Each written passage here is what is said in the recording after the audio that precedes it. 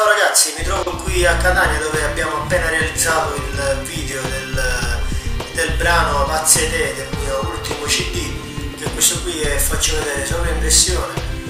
Per tutti i fans che mi vogliono seguire mi possono trovare su Facebook oppure sul sito www.fabiovalenti.bigworld.it.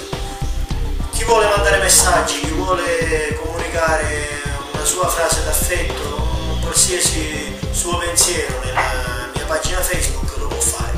Vi saluto, comprate solo l'originale perché costa poco.